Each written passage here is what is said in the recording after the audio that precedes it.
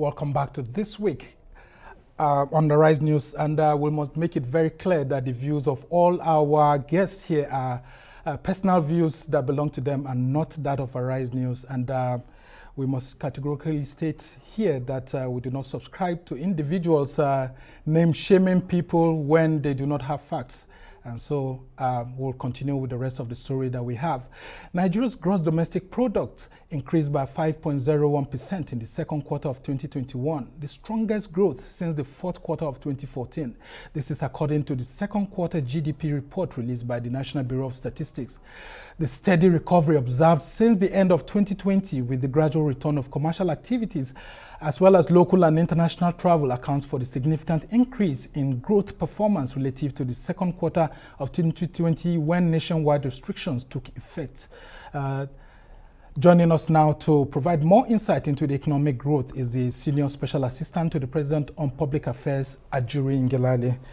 Good to have you, Ajuri. Truly a privilege. Thank you for having me. Yes, I mean, it's an interesting development for the government and some very good news in the midst of what looks like, bad news here and there. And the government has been celebrating this win, and not just the government. I mean, all of us as Nigerians, because once the country grows, I mean, a lot of people grow and economic opportunities are provided. But what does this mean to the average Nigerian on the street? Thank you very much. We've spent actually less time celebrating and patting ourselves on the back and more time really huddling together and determining how we're going to make even deeper progress, multiplying the economic growth that has now been recorded. We recognize that we will not celebrate until Nigerians are celebrating the full return of the economy in the post-COVID-19 era. With that said, there's really a lot to like if you're a Nigerian about the content of the latest GDP report.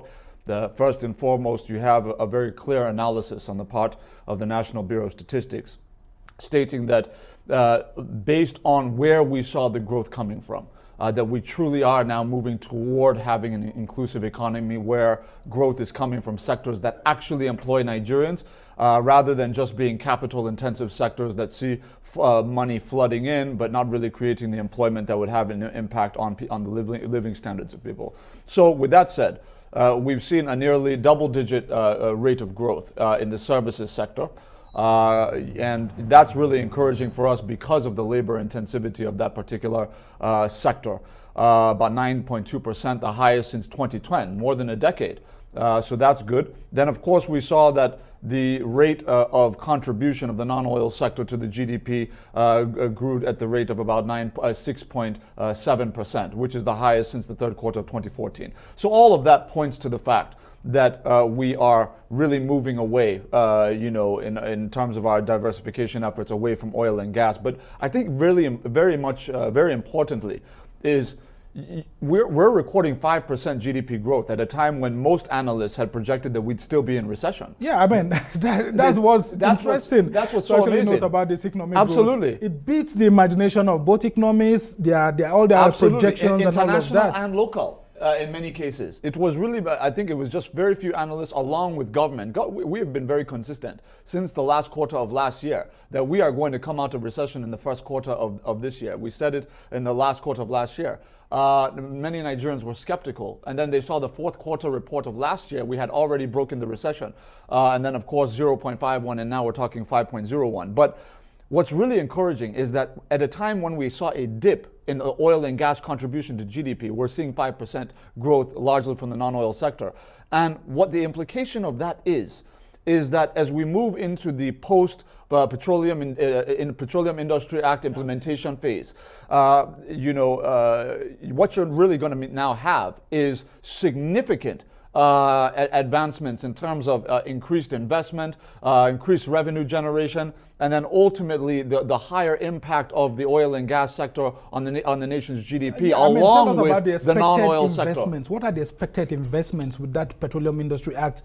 Law that has been signed, and then considering that a lot of IOCs are not investing so much in that sector, they are investing more in renewable energies. is the government running very fast to grab the few investments that are left available? I think that's a wrong notion. The notion that oil and gas companies are running from oil and gas investment is simply not true. Just but last we've year, seen Shell moving out of the country. No. That's an isolated incident that has its own context. The context of Shell, they have some issues around litigations around certain oil fields that they believe belong to them, that the courts have ruled do not belong to them. They are also kind of in a position in some ways of chasing their tail around some of the issues that happened with the 90s with oil spill remediation and some of those sticky issues, right? So that's a totally, it has its own context. That does not speak to the larger issue of investment in the sector globally. There's still major investment. Last year we had $50 billion coming into into oil and gas investment in the continent. Only $4 billion came to Nigeria. The reason why, and that's why President Buhari is actually angry that we are not grabbing that. Exactly, and the president is saying, look, we have all this money flooding into the continent, and the only reason why we have been left out over the years has been we have not been able to put together a governance, regulatory, and financial framework for the sector that would offer the kind of predictability to investors where they know exactly what environment they're operating in. And we've missed out as a result. But fortunately for us, now that it is on the ground, and because of all of the locational advantages that we offer that other African states do not have, we are now in a position to yield maximally, benefit maximally from enhanced investment. Specifically speaking, because that was your question, right now we have, and this has been very much underreported in the mainstream media in the country, you have about 8 deep offshore mining fields in the country right now. You have Bonga Southwest and Aparo, you have Bonga North, Bosi 1 and 2, Uge Field, Zaba Field, and some others, about 8 of them, that have combined production capacity of 875,000 barrels per day. For context, we are currently producing 1.6 million barrels per day because of the OPEC curbs. Those expire in the early part of next year, which will take us to our normal production of about 2.3 million barrels per day. You add 875,000 new barrels, and now you're over the 3 million mark. More than That's half. huge. So what we're saying now is that with this 875,000 barrels per day of new deep offshore production, you are now going to have tens of billions of new dollars coming into the nation's coffers over the next few years as a direct result of the president's assent of the Petroleum Industry Act. The reason why those 875,000 barrels per day had not gone into production was solely and exclusively because they have been waiting to see what the final outcome and content would be of the Petroleum Industry Act. Now it is done, and now production can commence. Okay, very interesting. The most important aspect for me is the ease of doing business. A lot of investors and even domestic investors have been complaining about the ease of doing business and how processes, which were revamped earlier on by Vice President Yemi Oshibanjo, and that committee, PEBEC, that was set in place, are gradually going down again. What do we do to revamp and expand that space to ensure that there's a conducive environment for investors to grow the economy and help the GDP grow more than what we have? Thank you very much. I think there are two issues here. One is that we have to situate the observation you raised within the context of the current moment. Anytime you have a once in a century global pandemic, you are going to have things like currency devaluation, which has hit the US, UK, developed countries like Nigeria with the Naira, and everybody else in between.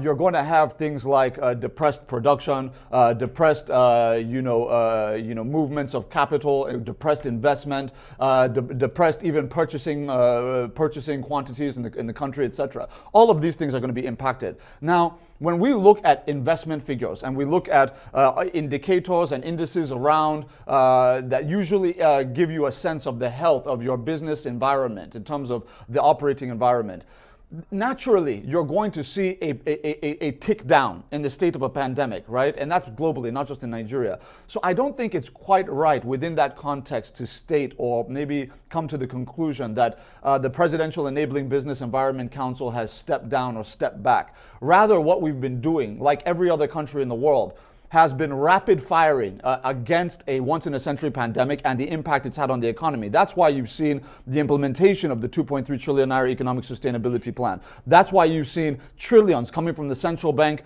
to support medium-scale and large-scale manufacturing industry, pharmaceuticals, health service delivery companies, etc.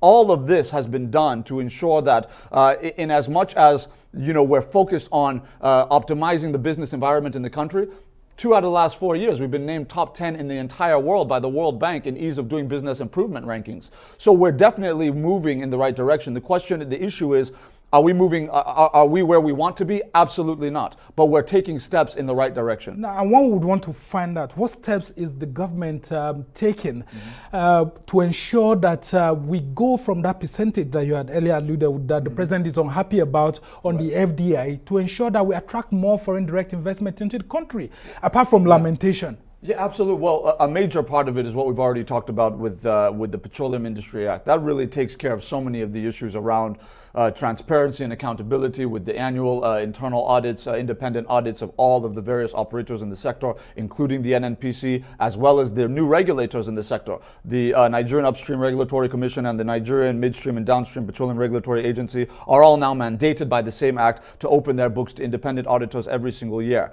So everybody in the sector is now opened up. The NNPC obviously being unbundled into an unlimited liability company, now operating under the rules and procedures and regulations of the Comma Act for the first time. These are we've seen profits being declared by NNPC, and a lot of Nigerians are like, why? Looks like President Buhari, as the Minister of Petroleum, seems to be bringing out some innovation that have helped out to promote transparency in that sector. Consider how deep the gap is. In 2018, my brother, the NNPC reported a total deficit loss of 803 billion naira. 803 billion naira, nearly $1 trillion. In 2019, just 1 year later, we had closed that deficit down to about 1.7 billion naira loss, total loss. And then 2020, we're now reporting the first total profit after tax in the history of the NNPC at 287 billion. So that just tells you that we're trending hugely in the right direction, and but although the issue of subsidy is still there, but you know that causing a problem. Even that one is going to soon go to sleep once the Dangote refinery comes on stream in the first quarter of next year, as well as the new NNPC refineries that we're newly reconstructing toward the end of next year, first quarter 2023. So even on the question of under recovery and the huge forex we're paying for our refined PMS importation, all of that will soon be a thing of the past as well. So you're going to see huge profit margins from the NNPC, and not just the savings from subsidy and the savings from closing all the loopholes of leakages and all of that. It's also about the fact that with the new PIA, you're going to see enhanced investments in joint ventures between the new NNPC Limited and these international oil companies, not just in building new refineries, which the NNPC will be doing in addition to the ones that we already have on ground. I think most people don't realize that. But also the provision of new oil exploration opportunities with the Frontier Exploration Fund going into effect of about 30%. Which is what the governors are very unhappy about, that a huge quantum of 30% is going to this frontier exploration that are only domiciled in certain parts of the country. Now, talk about the governors trying to seek for an amendment of the PIA because they feel shortchanged by, certain provisions. Like, for example, the NNPC Limited don't seem to have a voice in that new entity. Well, first of all, let me just state here that it's kind of an open secret at this point that there will certainly be some, limited amendments of the Petroleum Industry Act. And just like any act of law, and when you go into the implementation phase, you might find one or two areas that you think you need to tidy up and all of that in consultation with stakeholders. And that's perfectly normal and okay. And I believe that that's something that the president is more than open to moving forward. But I would say on the issue of the state governors, that you have to understand that the president will never compromise on his personal principles and on the principles of his governing administration in ensuring that the interests of Nigerians are put before any other power or pressure group, even the state governors. The executive order number 10 on financial autonomy for judiciary and state legislatures, we saw the fight from the state governors, but the president was adamant that this is in the interest of our people and the nation to make this happen. The same thing with local government autonomy in 2019, sending resources due to the local governments for the first time in 20 years directly to the local government. State governors pushed back, but the president stood his ground. It's time for a break. When we come back, we'll continue with this conversation. And I'm very interested in knowing how we're going to fully diversify the economy, because we can't continue to rely on the petroleum sector to grow the economy. Well, we'll go on this short break now. When we come back, we'll continue that discussion and then also talk about the doctor strike that happened during the week. Stay with Arise News.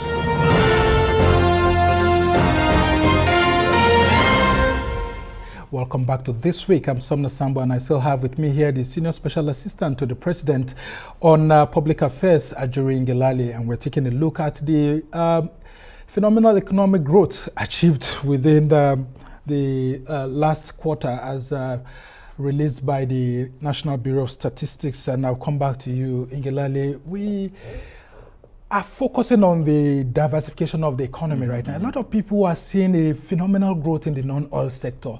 While so many insecurity issues are there, a lot of people are still surprised that so many things are happening and we're recording economic growth. Tell us about some of those activities that are happening within the non-oil sector that made us to achieve this growth within this last quarter. Thank you very much. Well, it's very interesting that out of about 46 sub-sectoral economic activities, we had seen about 37 of them approximately improve quarter on quarter, which means that you have a consistency across subsectors of improvement as opposed to the other way around. I think what's also critical is that the tangible measures taken by government to actually achieve these results are the following. You see, we have a huge amount of growth coming from the transportation sector.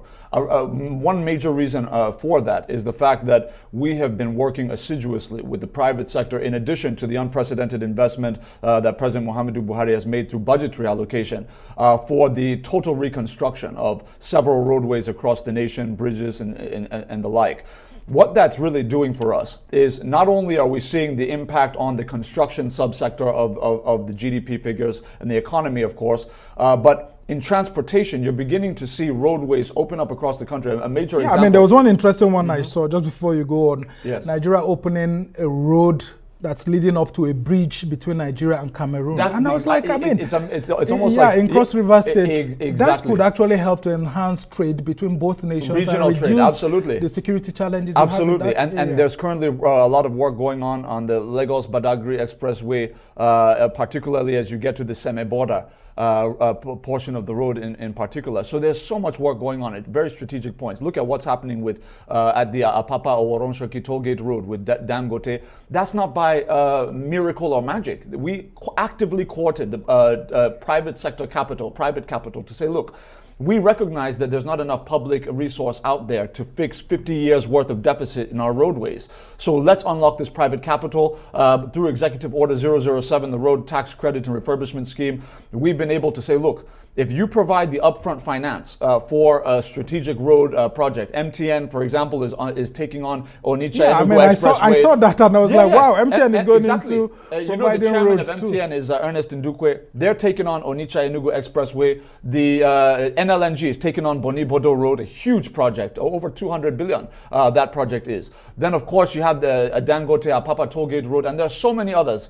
Thousands of kilometers of new road being constructed by the private sector in exchange for calibrated tax relief from the federal government of Nigeria. So we're not necessarily now looking for money to pay for all of these roads. In addition to that, we've also gone to the bond market with sukuk bonds of up to 162 billion naira last year, for example, or this year, that we've put across 44 federal roadways. And that's in addition to what we've done in terms of the federal budget under the Federal Ministry of Works and Housing on other federal roadways. So you put all of that together. And then, of course, the PIDF, the Infrastructure Development Fund, dealing with the Second Niger Bridge, Lagos, Shagamu Ibadan Expressway, Abuja Kano Expressway, and others.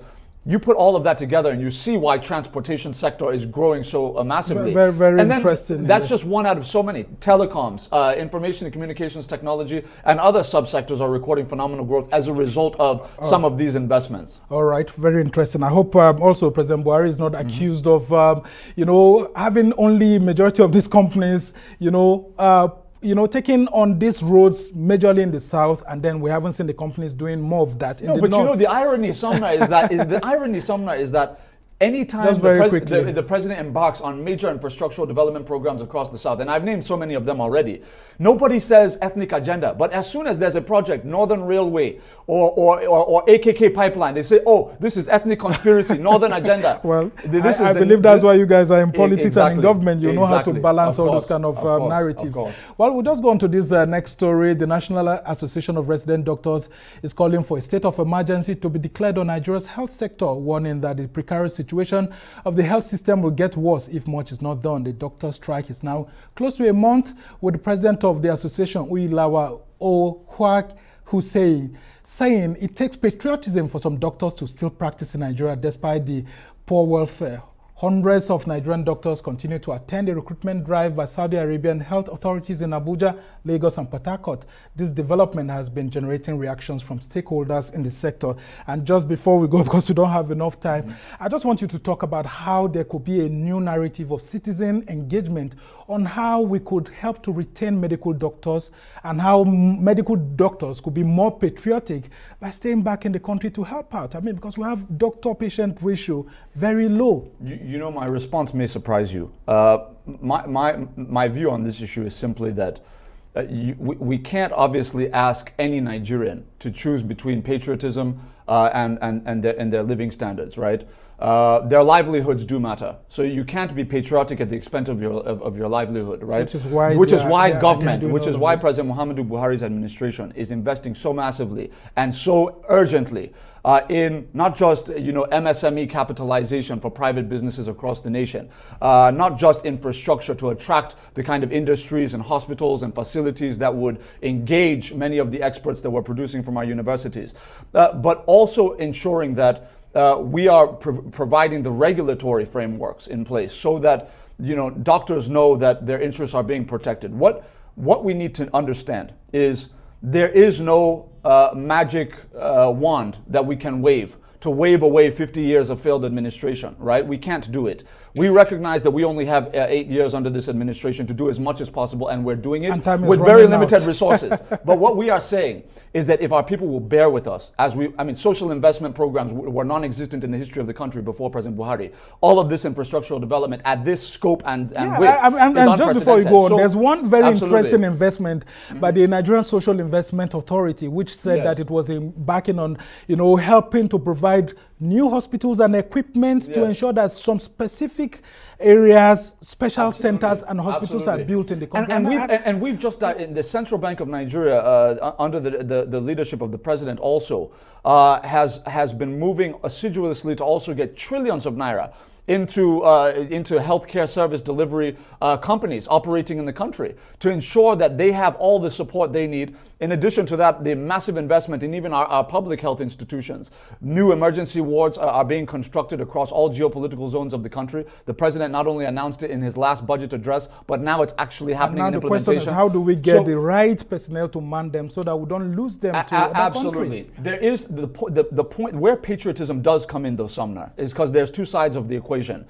Government has its responsibility to do everything in its power to mitigate some of the consequences of a long period of failed leadership. On the other part, our citizens and the upcoming doctors, medical students coming up, they also have a responsibility to say, look, we cannot, in the name of looking for higher salaries or whatever the case may be, it's okay if you want to look for an opportunity in Saudi Arabia, that's one thing. But if you're saying that I'm going to watch a fellow Nigerian die in a ward because you're telling yourself my salary is more important than your life, then you're not a patriot. And that's where we have to draw the line. Very interesting indeed. Well, we just hope that all these programs by the Buhari administration will be completed before they leave office, or if not completed, you have some near completion like it happened with the previous administration before 2023. It's been an interesting conversation here with the Senior Special Assistant on Public Affairs to President Muhammadu Buhari, Ajuri Ngilale.